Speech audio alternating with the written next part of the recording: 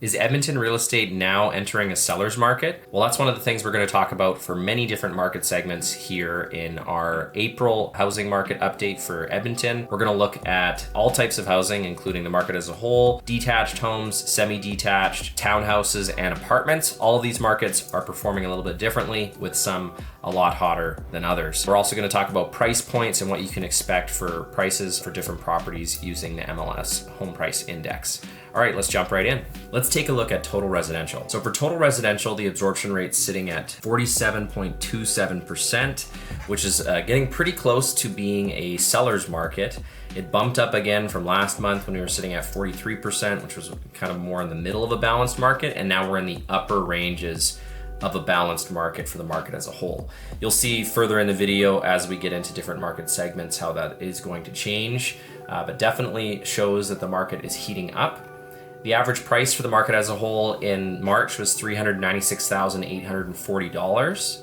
And at the end of the month, there was 3,675 listings, and there had been 1,737 sales. So the listings have been picking up. They're up 14.2% from last month, and the sales are also up. Those are up 23.81%. So you can see, if even though listings are up, since sales are up more, that's what causes a change in the balance of the market. The number of listings are still down from last year. It's down 18.33% from last year, and the sales are definitely higher than last year. They're 38.85% higher than last year.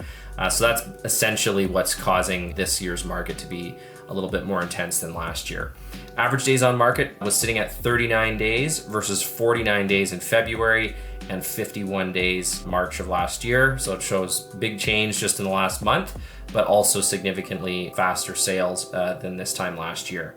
In terms of the market distribution, we had 18.6% under 200,000, 14.67% between 2 and 300,000, 21.37% between 3 and 400,000, and just under 23% between 4 and 500,000, making that the most popular segment for this month.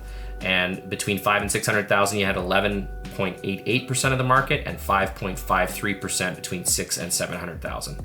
Then there was only about 2.22% between 7 and 800,000, and 1% between 800,000 and 900,000. After that, it's pretty insignificant. Since we're looking at the market as a whole, let's take a look at the benchmark price, the composite benchmark price. So this is usually the one you would take a look at if you're looking at the market as a whole, but every time we're talking about benchmark prices, there's a specific benchmark description that goes along with that.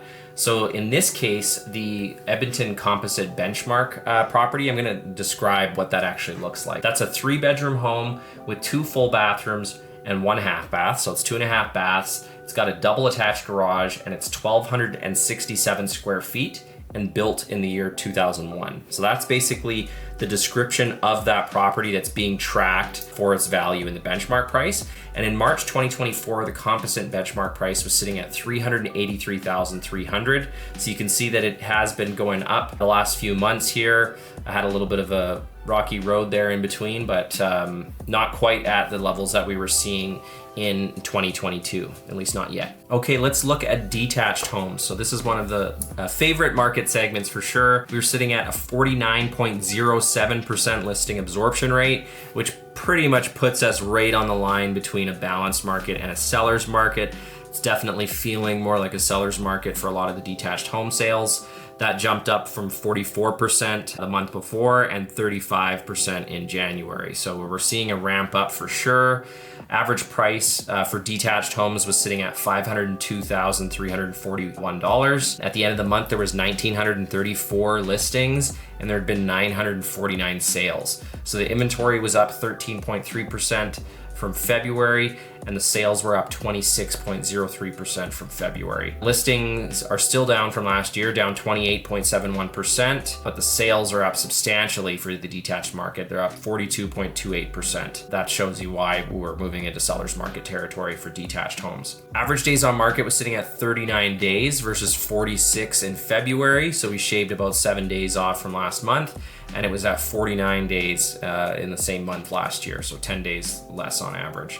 In terms of price points, 1.61% under 200,000, not seeing much there.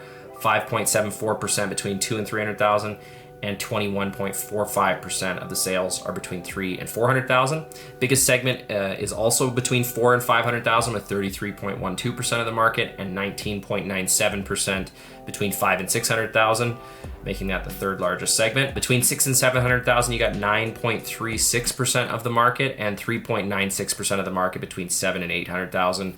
And a measly 1.78% of the market between $800,000 and $900,000. After that, it drops below 1% unless you're looking at the 1 million to 1.5 million segment that had 1.7% of the market. Let's look at the benchmarks. Okay, so for the detached market, we've got arguably three different benchmarks that we can track. The first one we'll look at is single family, which in March 2024, the benchmark price was sitting at $459,200. So this is the benchmark price for single family properties as a whole. So that could technically mean half duplex, residential attached, or a detached home. But the description that they use for the single family benchmark, a home with 3 bedrooms above grade, 4 bedrooms in total, meaning there's a bedroom in the basement, and 2.5 baths, a double attached garage, and 1,392 square feet, and it's a detached home built in 2000. So that's why I'm including it in a detached segment. You can see that's also been going up, but again, not quite at the peak 2022 levels, but not that far off at this point. So the next benchmark is the Edmonton 1-story single family home, and the Edmonton 1-story description is a 3-bedroom house with a totally finished basement. It's got 4 bedrooms in total, so there's 1 bedroom in the basement, 2 full bathrooms, a double attached garage, and 1,174 square feet. And that's a detached single family home built in 1968.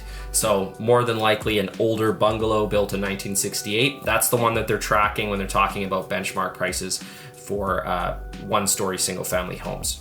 And that's also been going up. In March 2024, that was sitting at $395,200. Again, not quite at 2022 peaks, but we're not that far off from that. Now we look at the next one. The next one is the 2-story single family homes. And the description of that property, that benchmark 2-story home, is a 3-bedroom house in total with 2 full bathrooms, 1 half bath, so 2.5 baths, a double attached garage with 1,620 square feet, and that's a detached single family home built in 2011. They didn't specify if the basement was finished or not, but the fact that there's no extra bedrooms makes me think that's a 2011 built home with an unfinished basement, more than likely as the benchmark description for that. In March 2024, the benchmark price was sitting at $501,500. Again, on its way up, not at 2022 peaks yet. I'll continue with the next market segment shortly, but I want to give you an opportunity to let you know how I can help you if you're buying or selling a home in the Edmonton area.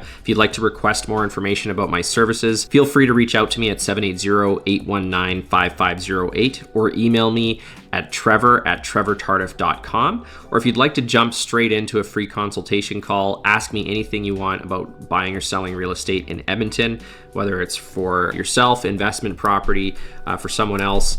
I have no problem talking to you.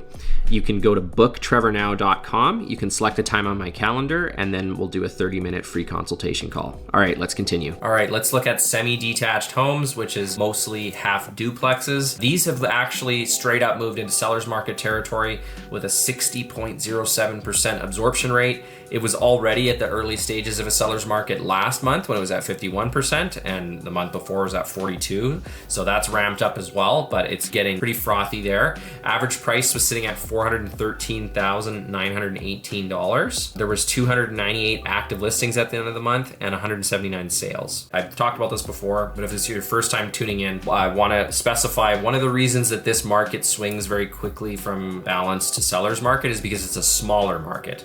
If you remember how many properties I was talking about listed and sold in the detached home segment, looking at this under 300 active listings, under 200 sales in the last month shows you it's a much smaller market, and that's what makes it very sensitive to changes in supply and demand. But the listings are still up a bit. They're up 18.73% from last month, and the sales were up almost 40%, 39.84% from last month.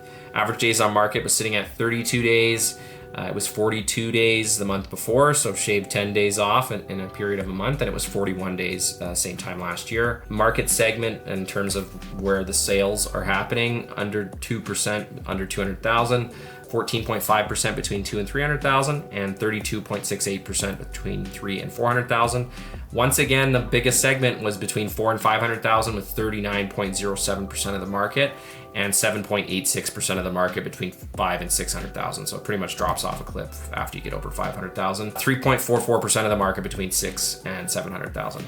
All right, now let's take a look at row houses and townhouses. All right, so row house, townhouse. So this is mostly going to include townhouses that are usually condos, but sometimes they're what we call residential attached, and that falls into more of the row house category that doesn't have condo fees. This one is also getting into a pretty strong seller's market territory. I certainly felt that myself just in the last few weeks even. The inventory's gotten really low, and properties that maybe might not have sold before are selling now. Absorption rate of 71.09%, pretty strong seller's market. It's not up that much from February though in terms of a balance, but it was already strong seller's market, so you'll still feel it anyway. Average price was sitting at $276,124, and at the end of the month there was 377 active listings at the end of March and 268 sales. So the listings are up almost 15% from February, and sales are up just over 17% from February. Average days on market was sitting at 34 versus 43 the month before and 51 the year before. And the market distribution under 200,000 was 26.65% of the market. Between 2 and 300,000 was 31.09% of the market, and between 3 and 400,000 was 35.99% of the market. So that's the biggest segment there for townhouses. Between 4 and 500,000, you just have 5.67% of the market, and very little after that. All right, so the benchmark price for townhouses, you can see that's on the rise and actually getting pretty dang close to the 2022 peak. In March 2024, the benchmark price was sitting at $246,000. And if we look at the actual description of what is this benchmark townhouse, that's tracked as a 3-bedroom row house with 2 full baths, 1 half bath, a single attached garage with 1,144 square feet, built in 1999. If you're talking about a townhouse that's bigger than that, it's got a double attached garage, you know, its price is going to be higher than that $246. But if you're talking about a townhouse that's older than that or smaller or doesn't have a garage, it's probably going to be below $246. So the benchmark description is just kind of helpful in helping you figure out how relevant that is to your actual property that you're considering, or the one that you own. So that's what's been happening with townhouse prices. Last but not least, apartment condos. This market is performing completely different than the rest of it, but we are sitting at an absorption rate of 30.86% of the market. So pretty close to where we were at in January, where it was at 30.1%. So slight bump, but not significant. Average price for apartment condo was sitting at $189,142. At the end of the month, there was 1,105 listings and 341 sales. So listings have bumped up a bit. They're up 12.76% from last month, and the sales are also up. They're up 15.59%. Inventory's 30.5% lower than it was this time last year, and sales are 36.95% higher than they were this time last year. So it is doing better than last year. If you're selling, you might be a little bit happier with how things perform.